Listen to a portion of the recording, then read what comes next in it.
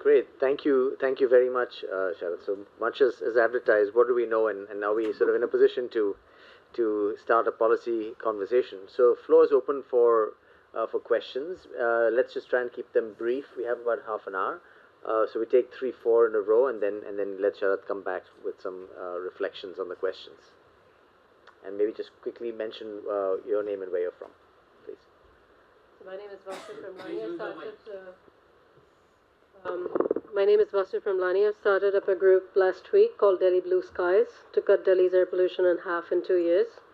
My question is this. We're also promoting solar photovoltaic for schools and residences. How much difference does that make? Because it's off-site generation. How much difference does that make to Delhi's air, do you think? Let's take a few. Okay. Yes, over there, and then we'll come back to you, Sean. Just turn it on, it'll be fine.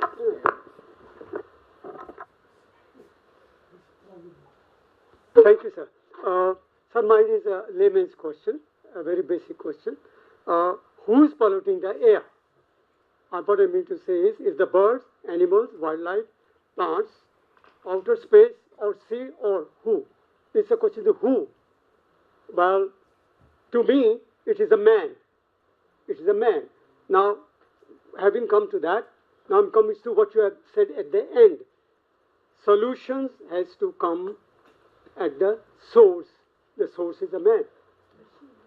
We have conducted all the studies. Now, I've been attending so many seminars. But it's my humble submission to you, sir.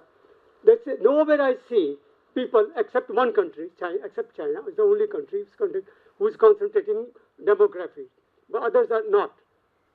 They are also suffering. My question is, sir, why not talk about the demography? Why not talk about the man? Man is the culprit. What are we going to do to control the population? Okay. Population that is gone up like anything. Please say something about the people. We keep the questions right. Thank you, Sean. Could you just go back to this slide on the 5-point agenda?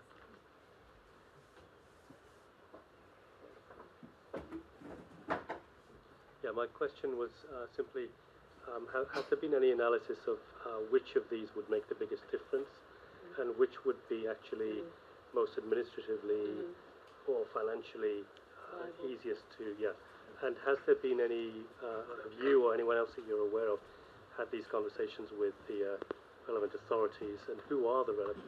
I mean, it's not just Delhi, so I just wondered, clearly the politicians are, onto this issue now as a big political issue, but in terms of the understanding of what are the right policy responses and prioritization, where are we on that? Okay, one last question here, and then we'll take a next round. Hi, I am Samarth. My question is that understanding the data gaps that we have and given the limited resources that we spend on environment, so trying to understand the cost that it would take to increase like the monitors to the ideal number 77 throughout the country, and then the money that we spend on actually curbing whatever solutions have been suggested. So is there any estimate on the cost of data collection? Okay, before I give it over to Sharad, just to sort of remind everybody that we're hoping that this will be a series where we'll start picking apart some of the policies around individual sources and so on over time. So we're hoping to have one session on transport, one session on waste, and so on. So we'll be able to dig into all of this a little bit deeper, and prefer to keep the focus as much as possible on the information on sources here. Of course, Sharad has been widely informed in the debate, so you can comment on this as well. But keep in mind that we're hoping to unpack this over the weeks. So solar PV definitely will help. The only logic that we keep saying is anything that you don't burn in the city is going to benefit you. So even if it is 10 households or 100 households, a million households, it's really going to benefit you.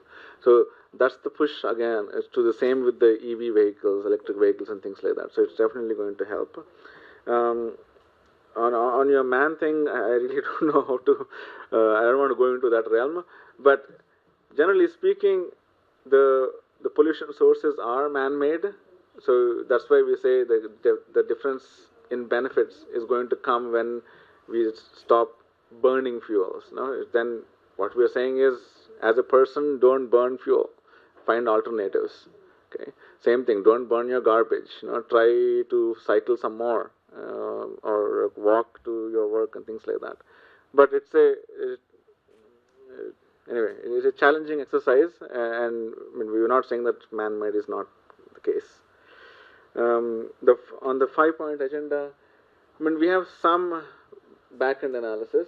So, for example, if you look at it, the clean fuels for all vehicles, all India, it's a national measure. So, obviously, the cost involved in a measure like that is going to be very high. But I think money is there. I think intent is there. I think it's just a matter of making it happen. And there are some numbers on how much it actually costs if we do it all India. The promotion of walking, cycling, and public and paratransit. This is a state measure. Then Delhi has to decide how aggressively you want to promote that intervention. Okay, so the PMO's office can't really. They can grant you some money, but the push has to come from the state. So if you decide it, it's going to happen. Okay. So same thing with the dust-free roads and construction sites. City has to take responsibility for making sure that the laws put in place for construction sites and then laws put in place for maintaining the roads and the pavements that are done. Okay. Again, programs to promote reduced waste management. Again, it's a state measure. So every city has to take a responsibility to make sure that every kilo of waste on the roads or residential areas is picked up, either properly managed or find a way that it doesn't get burnt. So it's a state measure. So I would say your low-hanging fruit would be your dust, maintaining your dust, and then your garbage burning, and then your transport sector. So you really have to promote those because they are in your hands, city's hands. Then you ask for, I want cleaner fuel. Okay. Then this at the national scale, we have to make sure that the industries and power plants that comes under the national ministry. So they are enforced. So that's the second tier. Okay. Monitoring data. So, again, if you go to the website India Air Quality Data, we have very detailed information on how many monitors do we need by district and how much it's going to cost. The cost is actually very, very little. And if we want to jack up to that 4,000 units, we estimated about 7,500 crores per year for the next 10 years. That's actually not much.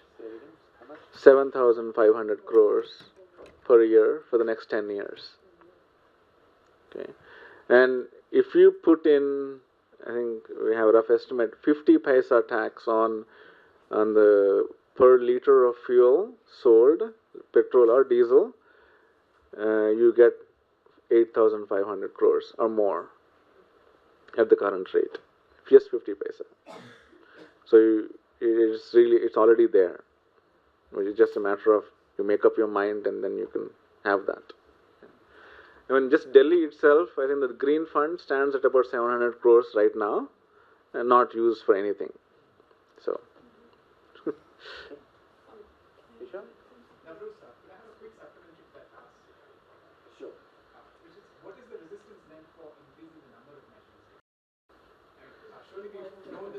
Sorry. Is there any, why aren't we ramping up our numbers of measures?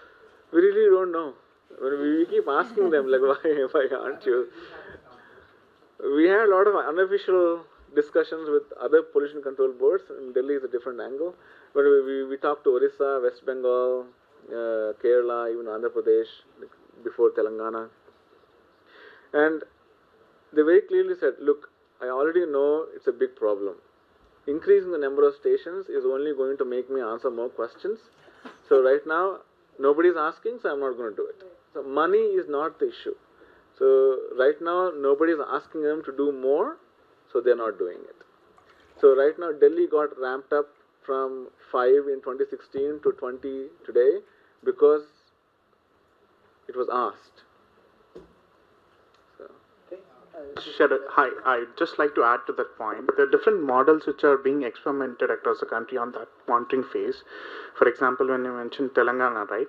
So they bought this new standard in which says, this is a standard we want data. Telangana PCB says to every industry, 300 of them, that you must install your own sensor. I don't care who manufactures it, but you must send me these parameters to my server. And they're going to install 300 stations. This order came out, I think, early March 17. So there are different models in which there's not an imposition from the government to spend their own government money, but also private player participation where private players can manufacture these sensors and sell it to industries directly. Let's just get back to some people who've been waiting to ask questions. Who had your hand up for this? You? No, the question, same question. Okay, let's just go in order here. So question with you, and then Radhika, and then 1, 2 back there, and then we'll take it next up. Yeah. So I have a question. I have a question similar to this. So talking about lab analysis, you said we just have one lab right now in Navy. So why can't we have more labs? Because these lab equipments are not very expensive compared to the BAMs, right? They're in the similar. They're more expensive, but yeah. The mass spectrometers. Yeah. Okay.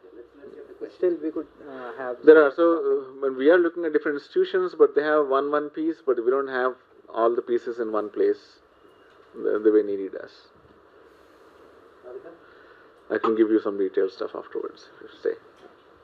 Thanks, Sharat. And that was really insightful. Thank you for that very insightful presentation. I have a question about, I was struck by the share that transportation takes up in Delhi's sort of pollution. And I was wondering whether you've looked at any sort of scenario analysis for what a sort of replacement with electric vehicles would cause, because there's this kind of gung-ho-ness about the whole EV transition, which I personally am quite skeptical about, and I was wondering what sort of factor of difference in terms of the emissions factor, what would the result look like? Would it really make a difference to the emissions in the city, or would it not? Has anything been done on that? At the back there. Yeah, hi, my name is Shruti. So I have a quick question. Please. It's okay, I'll No, for recording purposes. Turn on the mic.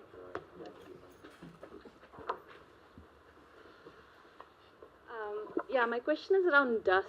So it seems to be a major cause in all the analysis. So why is it so hard to tackle in our country, and what do you think is needed? Like, how do we get dust-free construction sites? Like, lay people probably don't understand. And second question is, you mentioned in the bottom-up approach, you have the emission factors by source and you have the activity logs. So where do we get the activity logs from? I'm just curious. Thank you. Hi, my name is Praveen. I work at PRS Legislative Research, and thanks for the.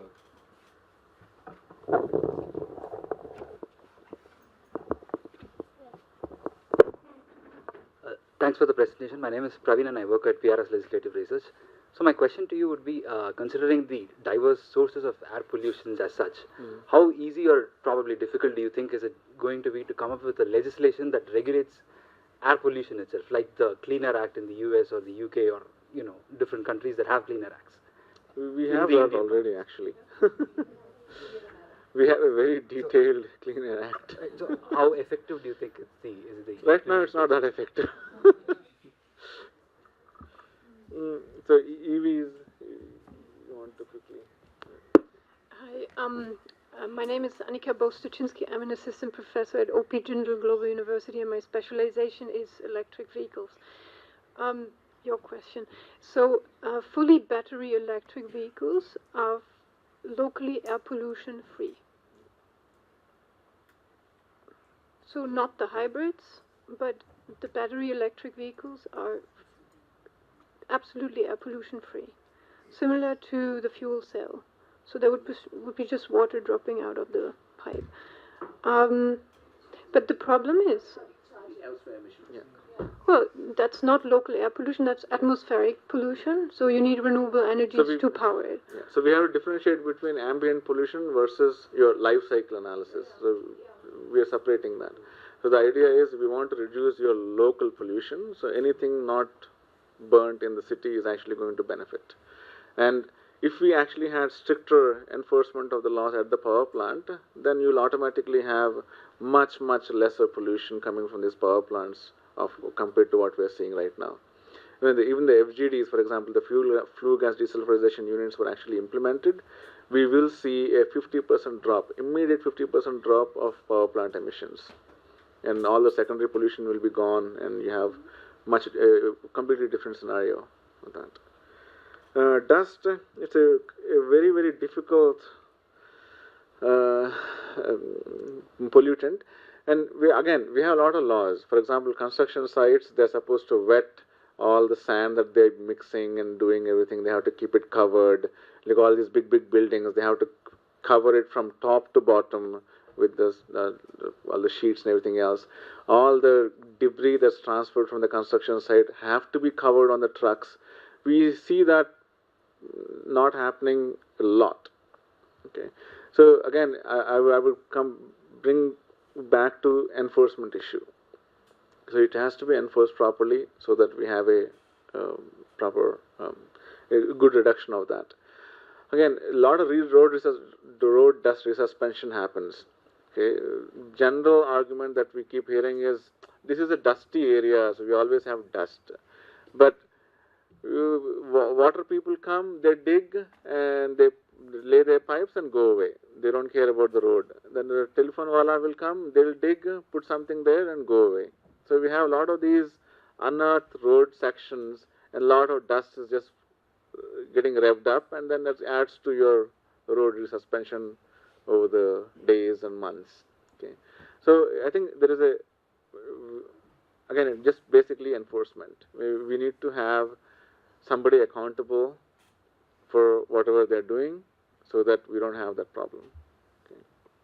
In the activity logs, so this is where we specialize a lot, and a lot of data is actually available, but not in the form that we want. So, for example, in the transport sector, right now we are paying Google a lot of money to start scraping off the way Uber and Ola does. So for every grid over Delhi and for a lot of other cities as well. So we're taking information at the grid level for 1 square kilometer. Is the grid is congested or not congested? And we use that information in multiple ways. If that grid is congested, it's red, and if you know that average vehicle speed is under 4 kilometers an hour, it's idling. It means that your vehicle exhaust emissions have a very different signature. So we correct that on the fly. And if vehicles are crawling in that grid, then the speed is not enough to do road resuspension. Vehicles have to move at a certain speed to have the dust come up. So we adjust that online when in the forecast modes and also in the long-term analysis as well. And there's a lot of satellite feeds that are now available that we grab. So, for example, these satellites. What you're seeing here are fires spotted in the area in the last 12 hours. So there are two different feeds. One is MODIS and one is VIIRS. So we keep track of it. These are something that we archive and use it for our analysis. This is only like fires. So the same thing for the power plants. There are dispatch load centers in India. They, in real time, broadcast how much power is being demanded in over different grids. So we keep track of it. So demand is so much, but the owner is supplying so much, then that difference is being matched by diesel gensets in but different seasons. That has a cycle. So we've been tracking it over the years. So we have some understanding of what happens over the seasons. So we use that as a base, and whatever current information that's coming out, we use that. Again, for LPG connections and things like that, we completely are relying on the reports that come out every month. So we use that. For vehicles, we keep track of how many vehicles are being sold. And SIAM, for example, the Society of Indian Automobile Manufacturers, they put out reports every month. So we use that. It's national level, but if you pay them money, they give you state level. So, but we don't pay them, but we have other connections who to get that information. So it's a lot of this data have to be kept in place. So in different cities now we are actually doing surveys to understand the in-use vehicle characteristics. So we have a simple 5-point survey that we use to get vehicle usage by age, vehicle fuel efficiency by age, and just general age of the vehicles in the city. Can be done, a lot of give and take that happens, and that's why we work with a lot of universities across the country. Okay, the last round of a couple of questions, please. Yeah.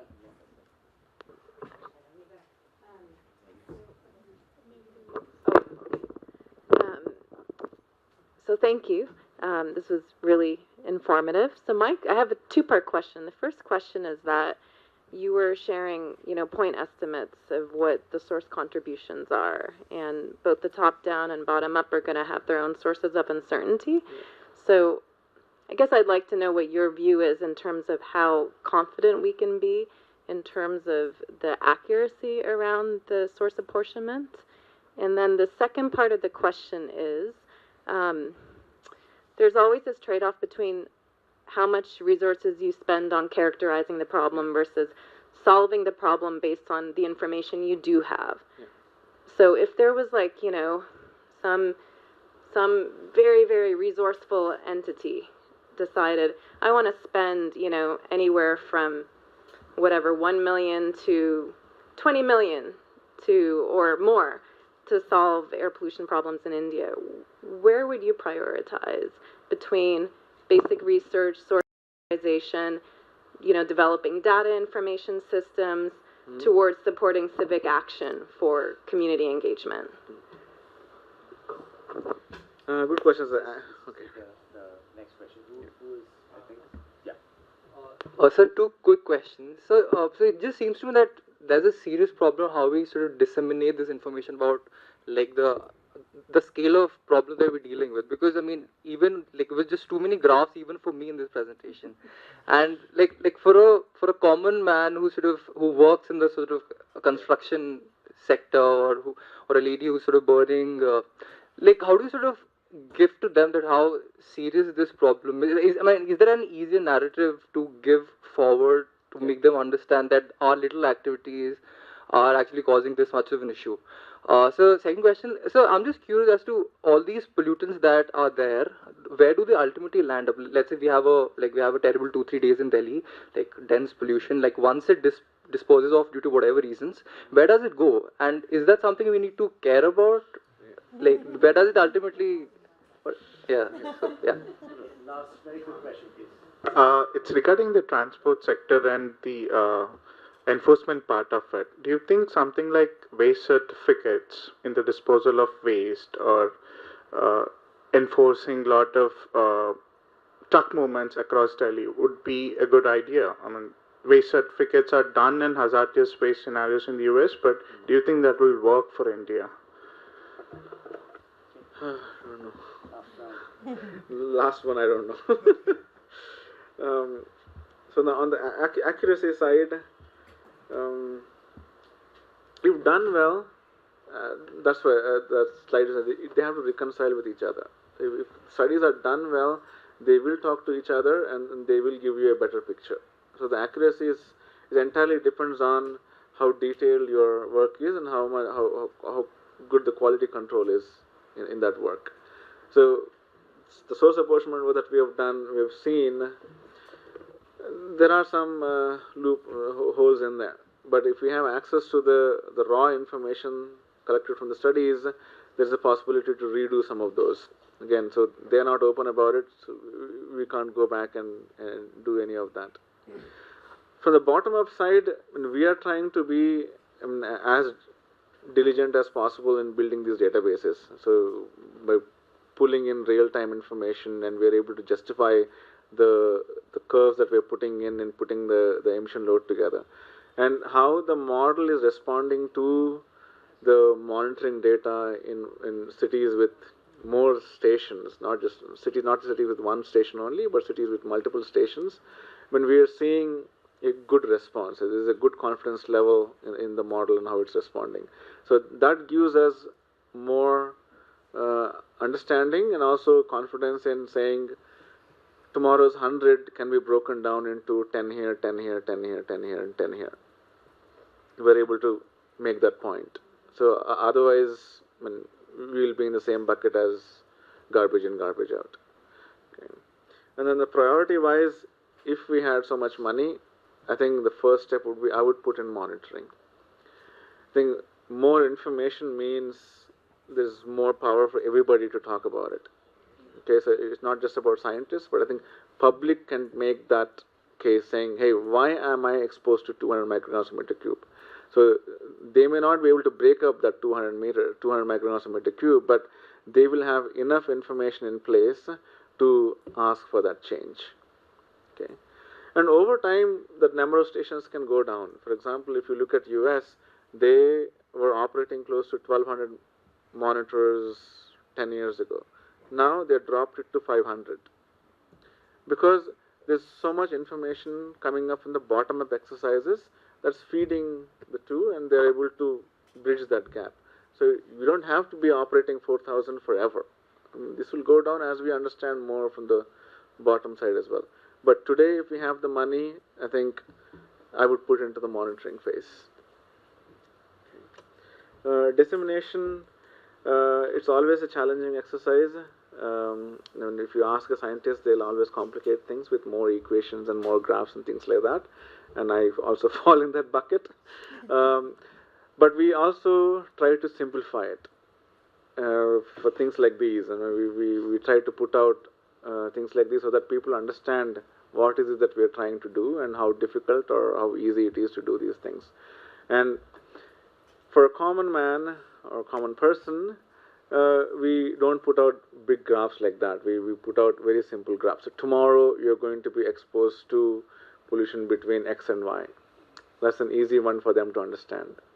Okay, and then if they're really interested in breaking that up, then we have a lot more information. So even that information goes in different tiers. That's why we have this air quality index as well. If you don't want to understand about that band also, we'll just give you a color code. Tomorrow is brown. So tomorrow is actually going to be red, actually. Today we are in brown. So data can be simplified, and it entirely depends on who we are speaking to. Okay. And where does it end up? We point fingers north. So you go to Meerut, they'll point fingers at Delhi. And you go to Agra, they'll point fingers at Delhi. So it's a cycle. And once it gets disposed of, is that something we need to care about thereafter? Once it gets sort of decently... So that's why all these pollutants have a certain lifetime. They eventually get deposited somewhere. Okay, so for particulate matter, lifetime is about a week. So within a week, we know that it gets deposited somewhere. So if you look at the wind speeds and the patterns are strong enough, so within a week they are outside the landmass. They are onto oceans and it gets deposited because the moisture content is all so high, it's gone. Only pollutants like CO and ozone, they have life cycle enough to go around the earth. So you have CO signatures that we've seen in China, you can actually track it and measure it over US. So US's pollution can be tracked and measured over Europe. Europe's pollution can be measured over India. So it kind of goes around, and they have a much longer life cycle. But eventually, they also have a half-life period, and then they die off. But every day, we are putting out more and more into the system, so we think that it's there all the time. But they do keep going up and down. So ozone, for example, has a much stronger diurnal cycle. So daytime it's made, nighttime it's gone. Daytime it's made, nighttime it's gone. So. But you can always point fingers north. So. We have what we call in jargon a two-finger question from here. It's very urgent. So right now I'm sure everyone, at least I am worried about protecting myself, and I'm sure lots of people with children are worried about that. Have you thought about, if you don't have it already, providing sort of reliable information on masks, on air filters, that kind of thing? Let's stop that because we will have a whole session on that. You will, okay. Definitely, that's not my forte anyway. So. Okay. Great. Thank you very much, Sarath. If I could just have your attention for another minute, I want to just sort of remind you again what we're trying to do here, and invite you all to join this conversation. Sharad rightly made the wry observation that he gets invited up to Delhi a lot more in certain periods of the year.